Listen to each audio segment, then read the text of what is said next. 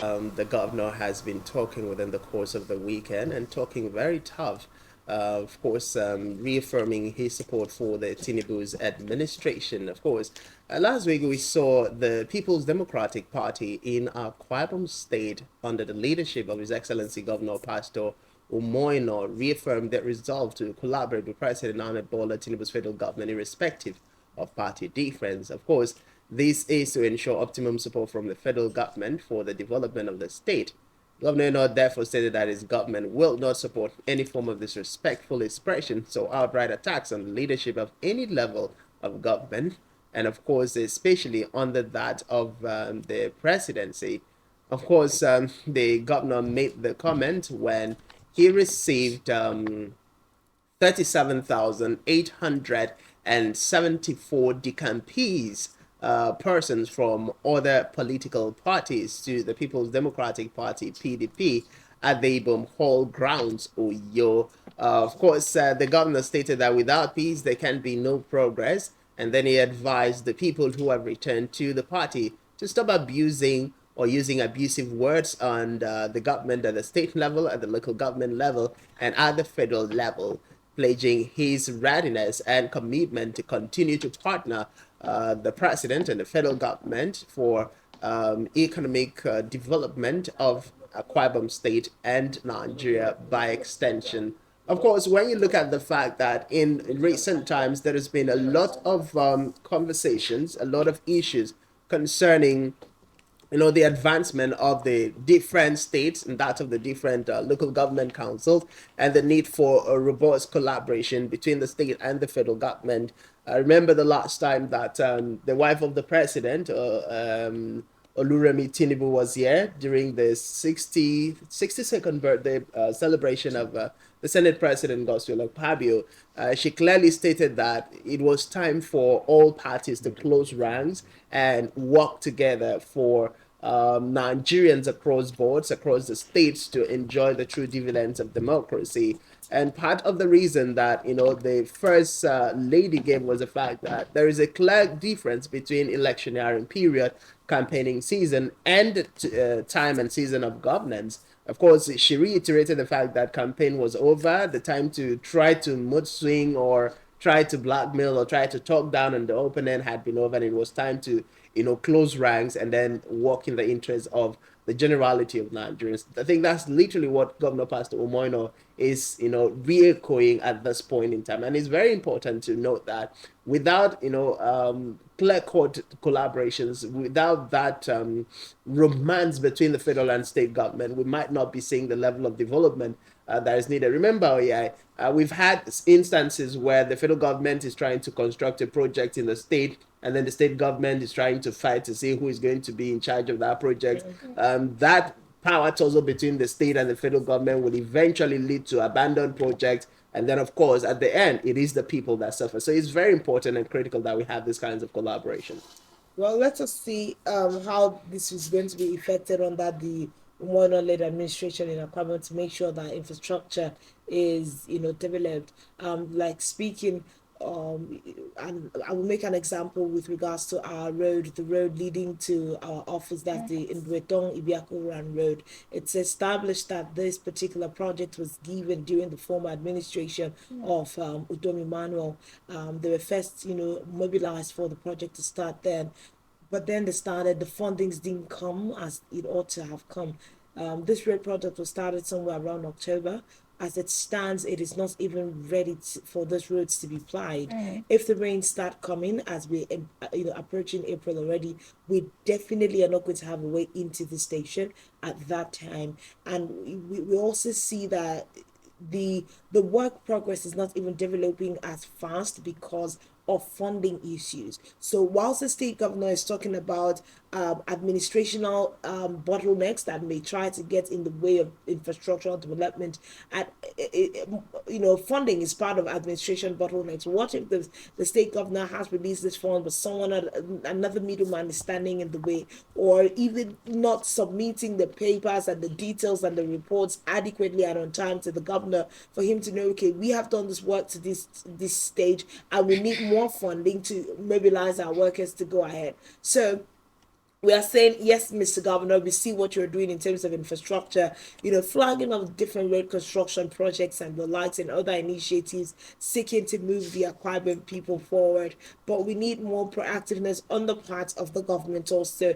And whoever these administrators are, whether it's in the Ministry of Works and all of that, of course, I'm sure that in a moment, this week or thereabout, we'll be able to bring a qualitative report on what's going on our roads right here. It's something else. And one of the respondents that we even got from residents is the tools. We are walking on the road, but it is with really crude machinery, so to speak. We're still using claws, or spades and all of that, trying to open up ways. And I mean, they would just put in machines and try to get it. So all of that human energy that is there is further making it difficult for us to manage the already terrible road. And then if you can't, if you the energy that we use with machines to work versus human, the workplace is not going to be the same. So we are headed for really serious problems if these roads are not fixed. So in light of the governor talking about delays in construction, we are even saying that the Retonko Ibiakura road is one road that has been massively delayed. More than a decade.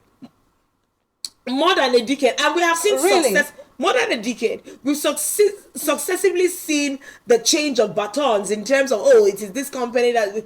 One time there's a company we used to make, I won't mention the name, so it's not as if we are slandering them, but I mean the change of hands every now and then, and now another company is on that road, and there is still no guarantee that road is going to be done. Now this is the reaction of people living in this area or having to work. We've seen this before. It's not the first time we've seen them bring machines.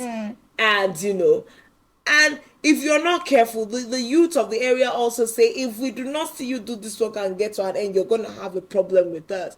But then, if the state government has not effectively mobilized them, they cannot also get the work done. And, when you hear that we pitch for this project when cement was about 5,000 or 4,500, and right now they're buying cement at about 10,000 is even fair. If you're buying cement at maybe 11,000-12,000 naira, it further eats into your funding, and if it's not even coming up, so it's just a problem. Well, I think at this point that there are certain parameters that we need to establish. For one, the origin of the mess that Ibiakura and Retonko is in is because of the fight between the federal and the state government's agency. Remember, on whose road on who should construct the road. Remember, that road was initially handled by was a project under the NDDC. And just when the NDDC was about doing, there was a whole lot of fight and battle as to who should and who shouldn't. And as a result of that, the NDDC abandoned the road and left, and then the state government took over. As we speak, we have still not been able to see a completed road after that fight happened and the NDDC left, and that's the reaction of having the lack of collaboration between federal government and state government agencies in the development of the people. Now, you also talked about the fact that, quotation is going to differ. Of course, quotation is going to differ. Yeah. When you continue to delay, remember the last time, before last year rain came, the company that handled that job as that then laid, what is it? Not asphalt, stone base. They laid the stone base to a certain point, and then the rain came. And then some of the gutters they, initially constructed was washed off by the rain.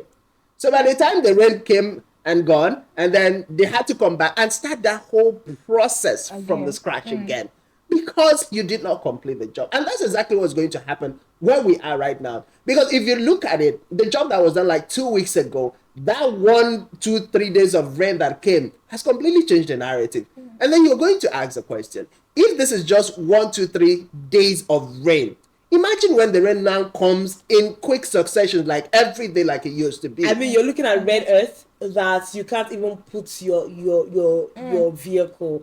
Like a car won't be able to drag this route again once it starts, and even flying on motorcycles is not possible. So I'm just thinking, what's going to happen to the citizen or the residents of the area? What happens to the businesses in this area? We're talking about media outfits that are here. What happens to the business? Because one way that we're going to engender development in any state is to make sure that what do we call it now?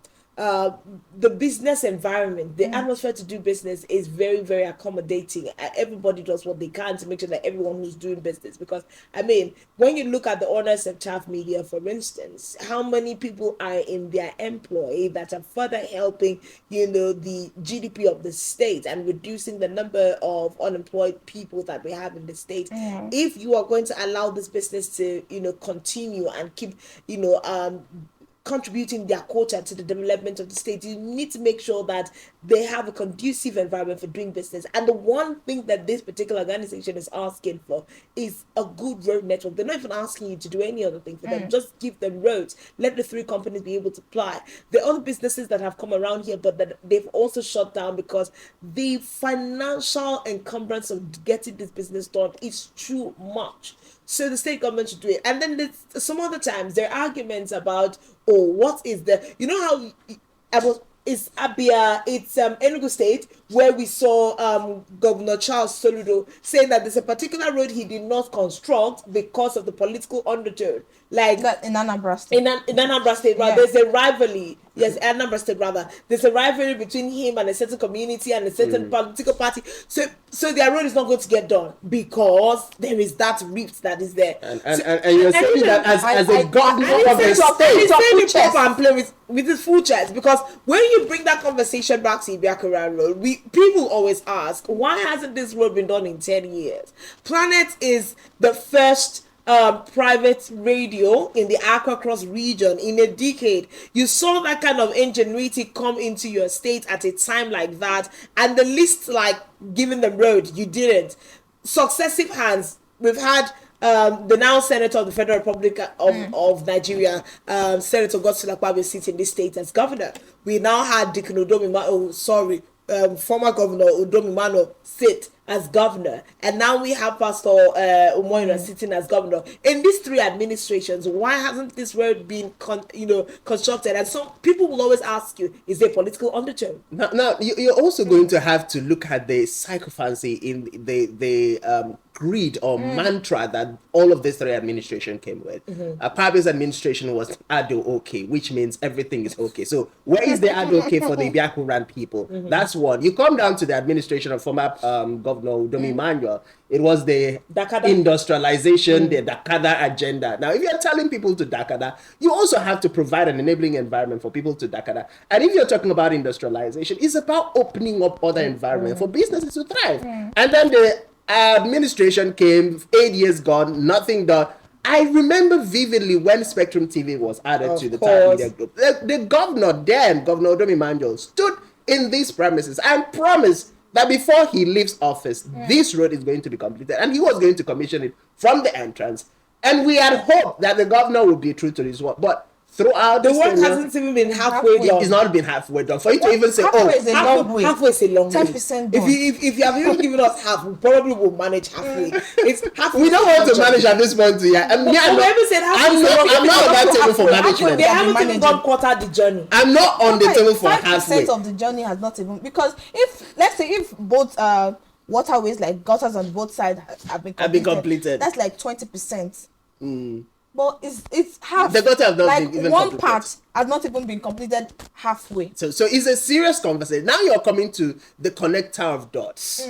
The was it again? The Arise agenda, right? From Dakada to Arise. Similar thing. Yes, no problem. Just change it from Bibio to English. Now you're connecting the dot. And you're also focusing your attention as a governor, which is commendable, on providing an enabling environment for businesses to thrive. Right. For the MSMEs, you're building or trying to train Akwa Ibomites in, how to run successive businesses. But you're forgetting the key ingredient. That if you equip, exactly, that even if you equip all Akwa Ibomites with the five, give all the youth in Akwa Ibom 500,000 naira after that training. If there is no proper road, if there is no electricity, these people are going to go back to square zero in the shortest possible of time. So that means every effort that is being made by government is going to end up in zero of adding value to the people. So first and foremost, in as much as we commend the effort of the governor, We love the fact that you're trying to bring out what is already in existence in Akwa Ibom State, because when you look around, the young people in Akwa Ibom State are very industrious, they're very ambitious, they're very hardworking and diligent. So if you give them the enabling environment, you're going to see this state turn to Lagos in no time. But for that to happen, you're going to have to consider prioritizing the infrastructure that is needed for that to happen. And what are prioritizing? Is one of such infrastructure. Electricity is another of such. Yes, thankfully we have security, so we can calm and rest ourselves that when people come in to do business, they are guaranteed. So imagine having good road network in the places necessary, because I mean, Akwa Ibom is clamored to be one of those states that has one of the best road networks in Nigeria. So, but then let's take it to. And the governor is also saying, I am a rural-based man. I want to make sure that the rural areas are developed, and to take off attention from the center in terms of development and us having people overflocked in the city center. If we develop these flanks, which is, I mean, we are just behind. What do they call it? Just a few minutes to the government house. We are like 5 minutes away if we had a motorable road away from the government house, and we are, clamoring. So imagine that these issues. Imagine that this area, the road was developed. You would have estates and businesses coming here. So this will now be an extension of your local government area, your metropolis, which will be good for the ambience of the state and for businesses. Instead of us having people go establish kiosks on every major road within the city center to have their businesses, you give them, lands and areas here to do business. So there's a lot that can be done. Now, one thing I was remembering as we're having this conversation is when Governor Pastor Umo Eno came into office, he took up the time to go to different areas where the past administration had started a project. But I must say that he did not come here. Because we must also understand, one thing again that we're having as a conversation this morning is that, Governor Pastor Umo Eno is saying he will not take any form of attack on, governments at the federal or at the state level. But you must also be willing to take constructive criticism of the things that you are doing. So when you take our minds back to the fact that when he came into office, there was that, really nice. He went to different projects that the Dom Emmanuel administration started off but did not complete, and his administration is seeking to continue. Then Ibiakura Road was not one of those projects. So you now ask the question, is the governor aware? No, the governor is aware. Don't forget to But how aware is he? The governor was in the entourage of Governor Dom Emmanuel then when Spectrum TV was launched. Pastor Umo Eno then, as the flag bearer of the People's Democratic Party, was in that or one of the stakeholders in the PDP as at then. Was in that entourage. He was here live and direct. So you can't say that the governor is not aware. He may not remember it as a problem, because if the file and document is not on his table as something to attend to, that I was in the cabinet when the former governor funded this project once. So for him to fund it once, that means he knows that there's something going on here. So it needs to be center spread. It needs to be center spread, because you need to look at, what local governments are contributing to the GDP of the state, and what businesses do we have domiciled in those areas? How can we help these businesses to do better? And so we're just calling out, to the state governor, in as much as you're saying that, delaying construction, you're calling out administrative bottlenecks and all the like. And I think it was Mr. President also who has said there are projects and moves done by the federal government that civil service administration is the problem. Like, they're not allowing the work to move. So let's take the people off, the people that are not allowing because criticism you will receive. Well, criticism is. And he also made mention of the fact that he doesn't want it to be under the guise of political partisanship. But then the question is, let me paint a scenario that you feel like there's somebody you don't like in your community, but the person is after your life. But there's nothing you can do about it, because maybe it's just the person's role to, let me say you have somebody that is in the inspection team that does inspection in your community, but the person, you feel like this person doesn't like you in particular, but there's nothing you can do. The person has to inspect you weekly. What do? You make sure at every point that your house is in order, so that when the person comes, he has nothing to hold against you. So you cannot not clean your house, and then when the person points out that your room is dirty, like it's because you don't like me. So you have to make sure that your house is in order, so that when the person looks around, like the person has to even go to the side of looking under the chair and there's nothing there. And using his hand sometimes to check everywhere, to check and be sure that why, there is no why don't I dust. have anything to hold on this family? You know, So you have to make sure that your house is in order, so that other political parties will have nothing against you. And then if you also say that it is important that we do projects with a non-partisan atmosphere, it must be seen to cut across, because they there are different kinds of side talks and different kinds of comments when it concerns some kind of road construction. Someone will ask you, which political party are you affiliated to? If you are affiliated to XYZ company, maybe the road to that organization would have been done. Now, let me quickly just, before we wrap up this conversation, within the course of the weekend, the governor posted, I'll just quote the initial post he made on Twitter. He said, "During my election campaigns, I made it clear that roads are essential for our state's economic development." Roads are essential, and the governor knows this. So when you look at these kinds of comments and posts, it clearly tells you it is not like the governor doesn't know the importance of having quality roads constructed across board. He knows it. And at every point where the governor is flagging of a road project, he is always ready to reiterate the importance of road. And that clearly shows that the governor is in tune with what needs to be done. But then let's bring this conversation home, Oyai. I would always say, in as much as the governor and the president, Ahmed Bola Tinubu, are saying, look, there are civil servants, there are politicians, there are people within the elite, within the political cycle, asking for kickbacks, demanding corruption or bribe before allowing certain things to work. I remember vividly what the governor said. He said, if you are, okay, that was in his address to the Professor Noiba, the Works Commissioner, when he flagged off, I think, a Dienebak, Ikorekan Road within the course of the weekend, when he said, if there are people you are owing, if you are owing the contractors, pay them. If you are in government and you are demanding kickbacks before releasing money, stop. My administration is not going to tolerate that. You also stated, I think that similar comment came from the Ekritam axis when he talked about the road construction project also there that has been stalled for some moment, that asking the work commissioner to find out what exactly happened, why the roads project is not continuing, and what must be done for that road project to be completed. Now, we have seen the moves by the governor. We commend the move by the governor. But then, like you rightly stated, across board, whether it's at the state level or at the federal level, nobody's going to remember the appointees of governor. Nobody's going to remember the appointees of President Ahmed Bola Tinubu. When your government fails, you answer your father's name. So it is your responsibility as the number one citizen of Akwa Ibom State of Nigeria to look into the activities of the people you've appointed. Don't forget, it is politics. So you might even have people within your cabinet who are not loyal to you. Yes, who might be working against you. So if you do not open your eyes as a governor, if you don't have an extra monitoring and implementation team that are loyal to you and also committed to the people, and understand that whatever project that is people-oriented that you're bringing on board is for the people and should not for any reason have a political undertone, and then ensure that those projects are completed. At the end of the day, there are quite some people are going to sit back and count 4 years of Umo Eno's administration. What has he been able to do? And remember, just before this season of launching of different roads, the governor came under attack.